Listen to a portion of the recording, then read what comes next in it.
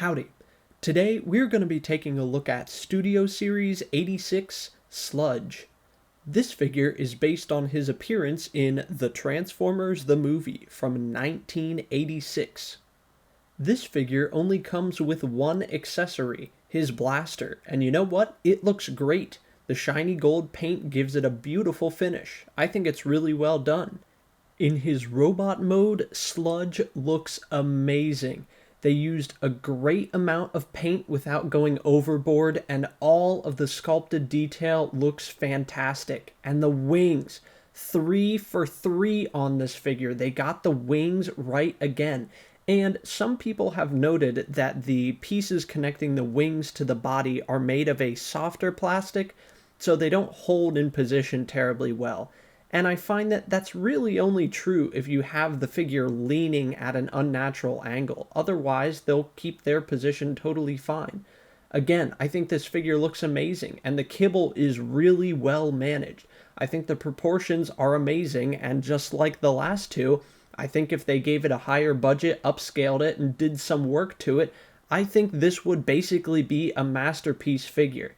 It is amazing. Now, one issue that many people have already talked about that I do have problems with are the weak knees.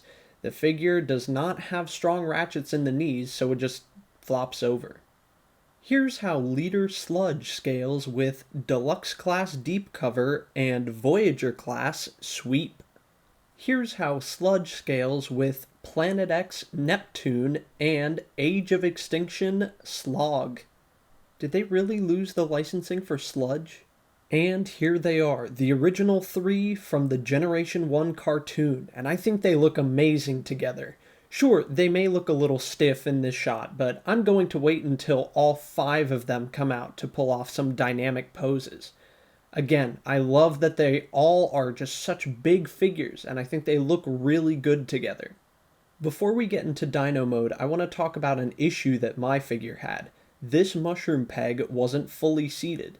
If it rotates all the way around, you know it's fully seated. And if you look at it, it should sit flush within that little cavity. In his alternate mode, Sludge is a Brontosaurus. In his Brontosaurus mode, Sludge looks really good. You know, I really can't complain. I know it's typical Dinobot syndrome. We don't get a whole lot of articulation, but I think they did pretty well with what they've got. And again, the engineering on these new Dinobots are the likes of which we've not really seen before. Especially on Sludge here, they really pulled off some feats of engineering that I didn't think that they would. I think the Dino mode feels really good, but there are definitely some places they could have improved it. For example, like I said, the legs don't have a whole lot of articulation. The front legs are about the most dynamic pose you can get. And the biggest issue people have with are the feet. The toes stick out like a sore thumb if you don't put the blaster underneath, which seems like a little bit of a cop-out. I wish they would have made the toes fold up, which both would have given the figure toe articulation in robot mode, and also would have helped the profile of the Dino mode without having to put the blaster underneath it. But still, I think it looks good, and I'm probably going to leave it in this mode.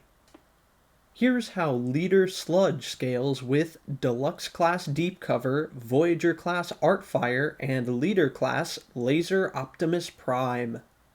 Here's how Sludge scales with Planet X Neptune and Platinum Edition Slog. And last but certainly not least, here they are, the family photo for the moment, and I think they look just as good in Dino mode as they look in robot mode. Now, you may notice that Sludge may seem a little small when compared to Slug, but I assure you, this figure certainly does not feel the same as Slug. It feels much larger despite its physical appearance being slightly smaller. I hope you've enjoyed this brief look at Studio Series 86 Sludge. If there are any other figures you'd like me to take a look at next, leave a comment down below. And as always, I'm Leo, reminding you that plastic toys don't belong in plastic prisons. See you next time.